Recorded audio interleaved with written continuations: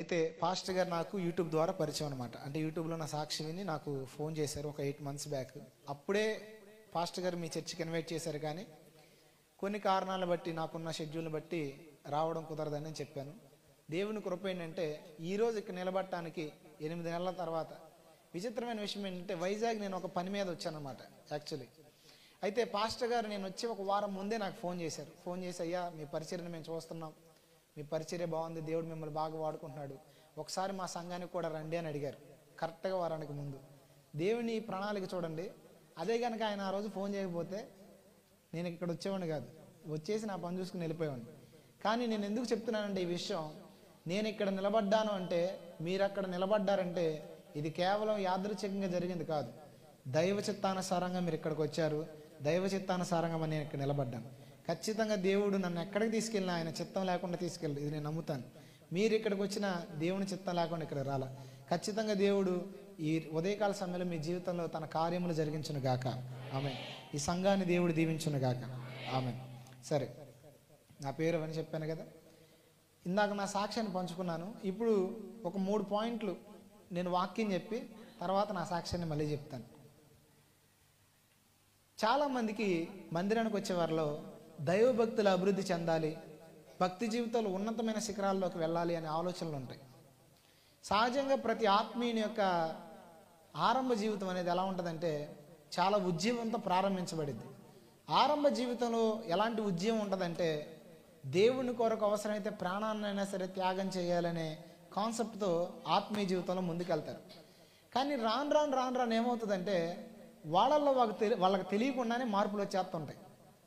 ఒకనాడు ప్రార్థన అంటే పరిగెత్తిన వ్యక్తి రాను ఏమవుతుందంటే ప్రార్థన పట్ల నిరుత్సాహం వస్తుంది, ప్రార్థనా జీవితం నిర్లక్ష్యం అయిపోతూ ఉంటుంది, భక్తి జీవితంలో దిగజారిపోతారు. లోకంలో ఏమో ఒక మనిషి పుట్టంగానే పరిగెత్తలేడు. లోకంలో మనం పుట్టంగానే పరిగెత్తామా, మెల్లగా టప్పుడడుగులు వేసాం, తర్వాత కొన్నాళ్ళకి పరిగెత్తాం, కొన్నాళ్ళకి జ్ఞానముగా మాట్లాడాం, వచ్చిరాని మాటలు మాట్లాడి తర్వాత జ్ఞానంగా మాట్లాడాం. ఇది లోకంలో ఉన్న పరిస్థితులు. కానీ ఆత్మీయ జీవితంలో వచ్చేసరికి పూర్తి రివర్స్ స్థాయిలో జరుగుతుంది. పుట్టినప్పుడు ఆత్మీయతలో తొలిదినాల్లో రేసు గుర్రం పరిగెత్తినట్టుగా పందెంలో మనం పరిగెత్తుతాం. కానీ రాను ఏమైందంటే తాబేలులాగా మారిపోతూ ఉంటుంది ఆత్మీయ జీవితం. ఎందుకు? రాను దేవుని శక్తిని కూడా మన జీవితంలో చూడలేం. ఫస్ట్లో దేవుడు ప్రభువా అంటే నీ పక్కనే ఉంటాడు, కానీ తర్వాత దేవుని కనిపించడు, దేవునికి నీకు దూరం వచ్చేస్తుంది. దేనివల్ల ఎప్పుడన్నా ఆలోచించారా? ఈ విషయం చెప్పేసి నేను నా సాక్ష్యం చెప్తాను. ఈ పెద్ద విషయాలు ఏం కాదు, మనం ఆలోచిస్తే మనకే అర్థమవుతుంది. సరే, ఒక వచనం చదివి నేను మీకు వాక్యం చెప్తాను. యెహెజ్కేలు గ్రంథం 11వ అధ్యాయము 20వ వచనం. అప్పుడు వారు నాకు జనులయ్యుందురు, నేను వారికి దేవుడినయ్యుందును. చాలు, దేవుడు అంటున్నాడు అప్పుడు వారు నాకు జనులయ్యుందురు, అప్పుడు నేను వారికి దేవుడనై ఉందును. ఎప్పుడు ఆ అప్పుడు? ఎప్పుడు అప్పుడు అంటే పై వచనం చూడండి, 19వ వచనం. వారు నా కట్టడలను నా విధులను అనుసరించి గైకొనున్నట్లు నేను వారి శరీరములో నుండి రాతి గుండెను తీసివేసి. చూడండి, రాతి గుండెను తీసేశాడు. దేవునికి మనం ప్రజలుగా ఉండాలంటే మనకు ఉండాల్సిన క్వాలిటీస్ ఏంటంటే ఫస్ట్ మాంసపు గుండె ఒకటి, తర్వాత వారికి మాంసపు గుండెను ఇచ్చి వారికి ఏక మనస్సు కలుగజేసి వారి యందు నూతన ఆత్మ పుట్టింతును. చాలు, 3 పాయింట్లు చెబుతున్నా కదా, 3 పాయింట్లు. దేవునికి నిజంగా మనం ప్రజలకు ఉండాలంటే, మనకి దేవుడు నిజంగా దేవుడిగా ఉండాలంటే ఈ 3 ఉండాలి మనలో. ఒకటి ఏంటంటే మాంసపు గుండె, రెండవది ఏక మనస్సు, మూడవది నూతనమైన ఆత్మ. ఇక్కడ ఎందుకు ఆత్మీయ జీవితాల్లో తొలి దినాల్లో ఉన్న భక్తి జీవితం మనకు ఉండట్లేదు అంటే రాను మన హృదయం ఏమవుతుందంటే మందబారిపోతుంది. ఇక్కడ చూడండి, ఇక్కడ స్పష్టంగా దేవుడు ఫస్ట్ తీసేస్తాను అంటున్నది ఏంటంటే రాతి హృదయం. అంటే ఎవరిలో అయితే రాతి హృదయం ఉండిద్దో వారు దేవుని దగ్గరకు వస్తారు, కానీ దేవుని కార్యాలు అనుభవిస్తారు, దేవుని కార్యాలు చూస్తారు, కానీ వారు దేవునికి ప్రజలై ఉండలేరు, దేవుడు వారికి దేవుడై ఉండలేడు. నేను చెప్తున్నా అసలు అర్థమవుతుందా? అంటే కొంచెం నేను మామూలుగా మీకు అర్థమయ్యే భాషలోనే చెప్పడానికి ప్రయత్నం చేస్తాను. గ్రాంధికంగా మాట్లాడతాను, కానీ తెలుగే మాట్లాడతాను.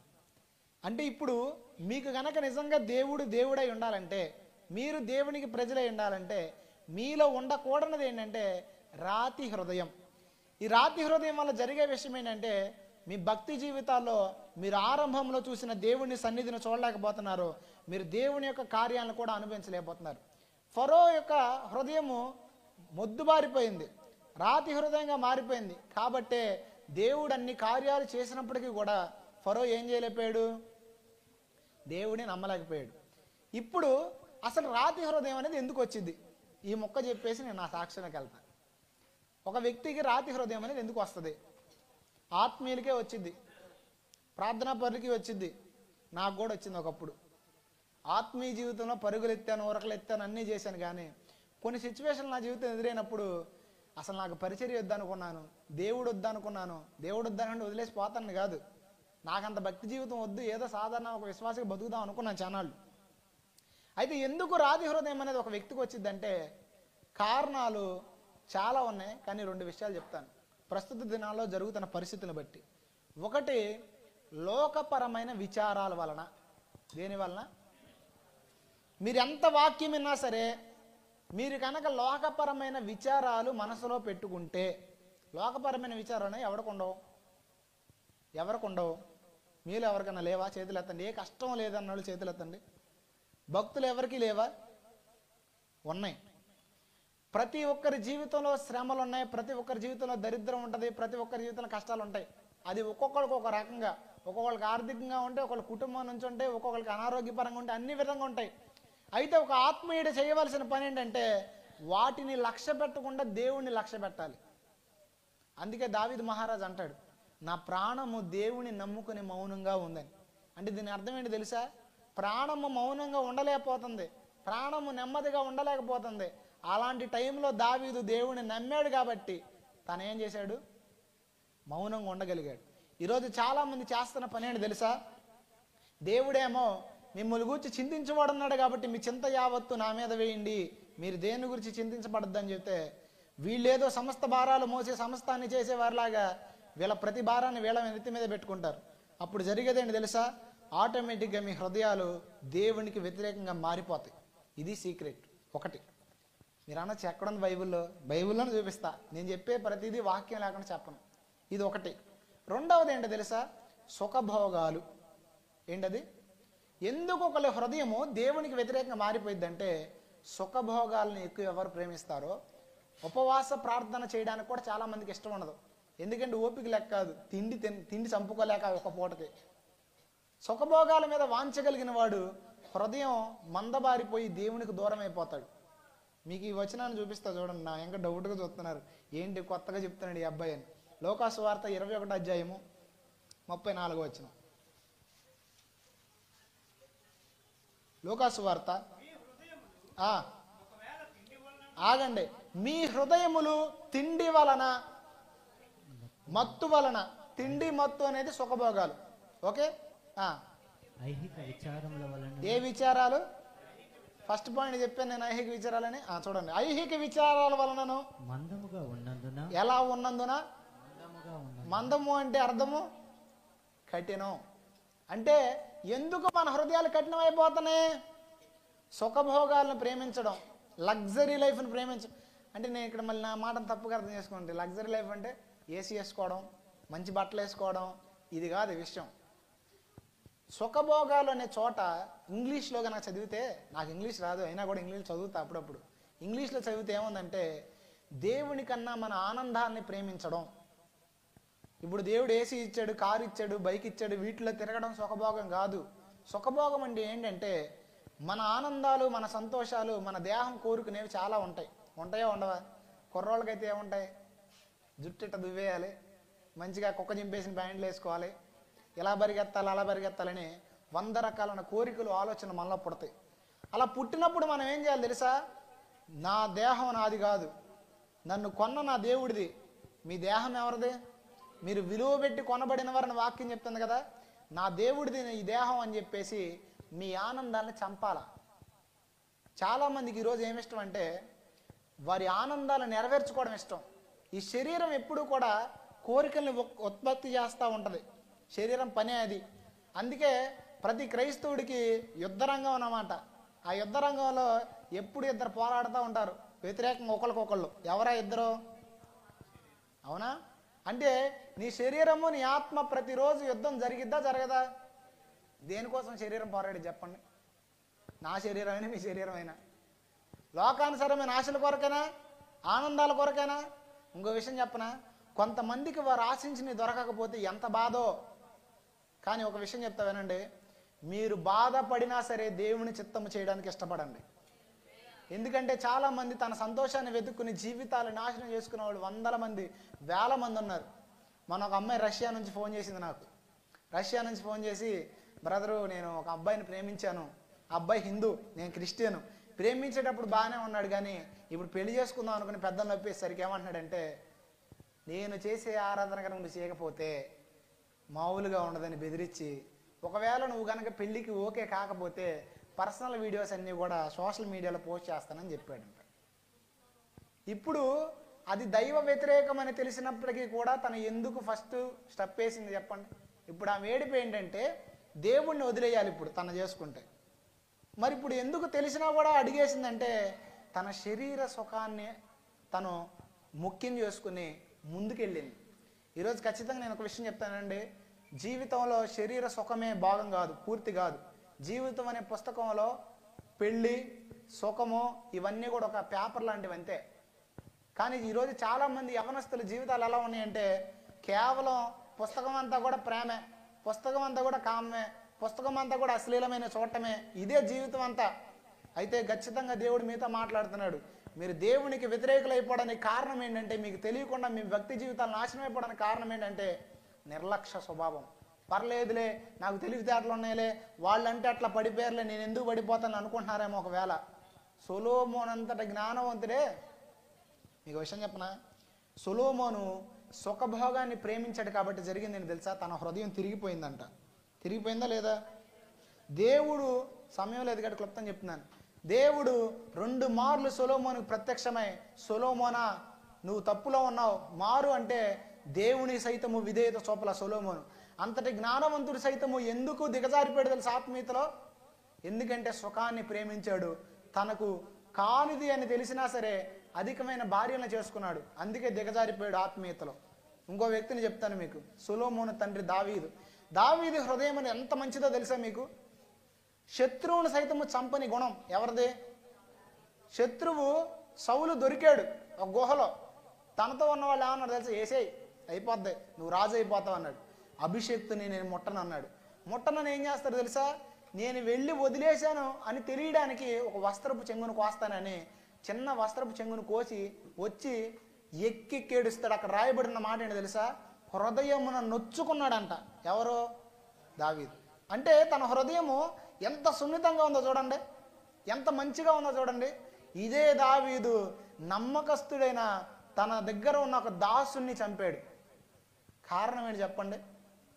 ఈరోజు చాలామంది శరీర సుఖాల కోసం, ఆఫ్టర్ ఆల్ 5 నిమిషాల సుఖం కోసం కుటుంబ జీవితాన్ని నాశనం చేసుకుంటున్నారంటే కారణం ఏంటి తెలుసా? కారణం ఏంటి? పాపము మనిషికి భ్రమ కలుగజేస్తుంది. ఏం కలగజేస్తుంది? అందుకే లవ్లో ఉన్నవాడికి కొవ్వులో ఉన్నవాడికి 100 చెప్పిన ఎక్కువ, తోలుడితోనో పొళ్ళు రాలితేనో తప్ప. కొంతమంది పిల్లల్ని తీసుకొస్తుంటారు నా దగ్గరికి, వాళ్ళ తల్లిదండ్రులు ప్రేమలో పడ్డాడు అంట అని.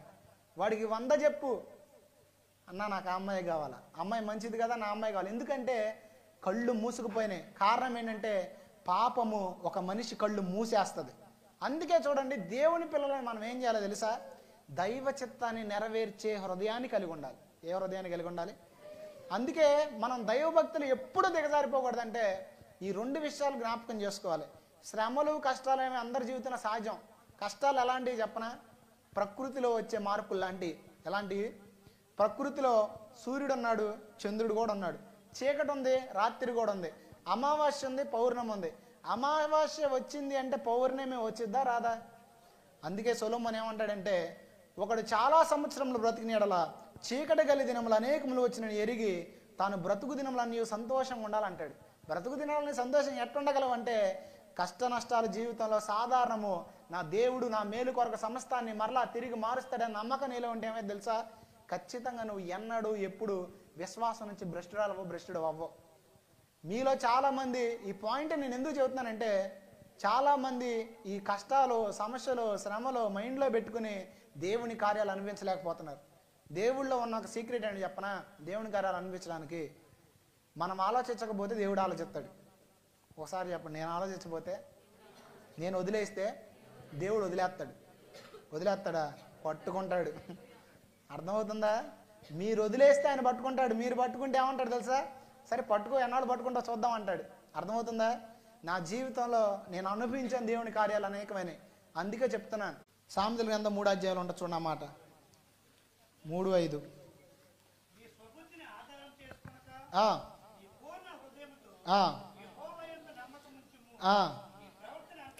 ఆగండి.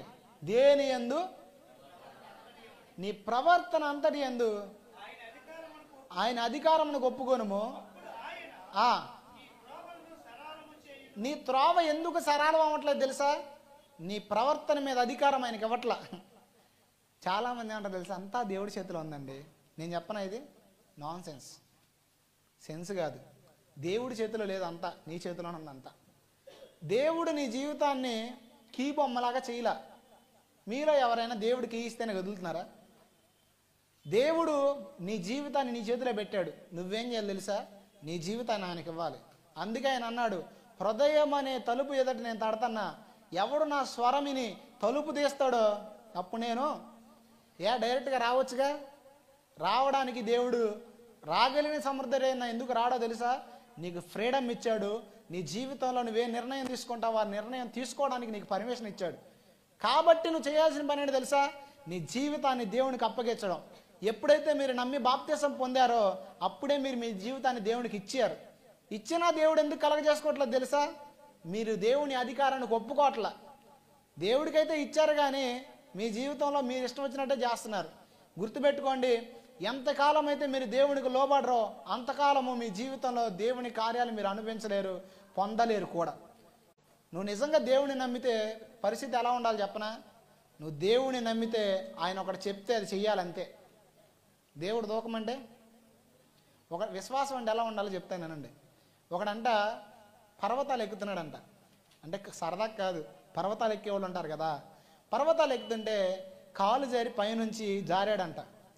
జారి ఒకే ఒక కొమ్మను పట్టుకున్నాడంట. కొమ్మను పట్టుకుని దేవుడిని అడుగుతాడంట, అయ్యా నన్ను కాపాడిన ఆయన అని. అప్పుడు దేవుడు అన్నాడంట, కాపాడుతాను లేకని ముందు వదిలే అన్నాడంట. ఏమన్నాడు? ఇప్పుడు ఈడేం చేస్తాడు? వదులుతాడా? అసలే పైనుంచి జారి దొరక్క ఒకడు దొరికితే నువ్వు నన్ను వదిలేయమంటావా అని చెప్పేసి నేను వదలను అన్నాడంట. మళ్ళీ చెప్పాడంట, నువ్వు గనక బతకాలంటే దాన్ని వదిలే అన్నాడంట. నేను వదలను అన్నాడంట. ఇక దేవుడు సైలెంట్ అయ్యాడు. తెల్లారాడు శమయ్యాడు. కారణం ఏంటి తెలుసా? ఆడు పట్టుకున్న కొమ్మకి కింద నేలకి జస్ట్ 2 అడుగులే ఉందంట. అందుకే చెప్పాడు వదిలేరా బాబు అని. ఈరోజు చాలామందికి మార్గాలు అక్కడే ఉంటాయి, దేవుడు ద్వారాలు అక్కడే పెడతాడు. కానీ ఎందుకు కనపడదో తెలుసా? మాట వినరో. మాట వింటే ఎందుకు కనపడో? చాలామంది మందిరానికి వచ్చేవాళ్ళు ఒక దౌర్భాగ్యకరమైన విషయం ఏంటంటే క్వశ్చన్లు వేస్తూ ఉంటారు. క్వశ్చన్లు నువ్వు ఎవరి దగ్గర అడగాలి తెలుసా? టీచర్ దగ్గర అడగాల, లేదా మనుషుల దగ్గర అడగాల. దేవుడి దగ్గర అడగకూడదు. ఎందుకో తెలుసా? ఇక్కడ ఏమీ లేదు, కానీ ఆయన పలికితే సృష్టి కలిగిద్ది అక్కడ. అది మన దేవుని గొప్పతనం. ఆయన ఒక నోటి మాటతో సమస్త విశ్వాన్ని చేసిన వాడి దగ్గర మనము క్వశ్చన్లు అడగడానికి బంద్ చేయం. అర్థమవుతుందా? ఇది ఎలా జరిగిద్ది, అది ఎలా జరిగిద్ది, నా లైఫ్ ఎలా బాగుపడిద్ది అంటే ఖచ్చితంగా బాగు చేయగలిగిన దేవుడు అన్నాడు, ఆయన ద్వారా బాగుపడిద్ది. అర్థమవుతుందా? నేను చెప్తున్నా అర్థమవుతుంది స్పష్టంగానే. ఇప్పుడు మనం ఏం చేయాలి? ఫస్ట్ ఐహిక విచారాలని, మీకు కనుక పరిస్థితులు మారాలంటే వదిలేయండి. లేదు మా పరిస్థితులు మేము ఏదైనా చేయగలం అనుకుంటే ఆలోచించుకోండి. ఇవాళ నుంచి కనుక ఆలోచిస్తే మీ పరిస్థితులు అట్టాగుంటాయి. ఇవాళ నుంచి కనుక మీ విశ్వాసం దేవుడి మీద ఉంచి ప్రార్థన చేయండి, వదిలేయండి. అప్పుడు ఏమైందంటే మీ పరిస్థితులు మారుతాయి. రెండవది, దేవుని కన్నా మనం దేన్ని ఎక్కువగా, అది మనుషుల్ని కావచ్చు, దేన్నైనా కావచ్చు. అర్థమవుతుందా?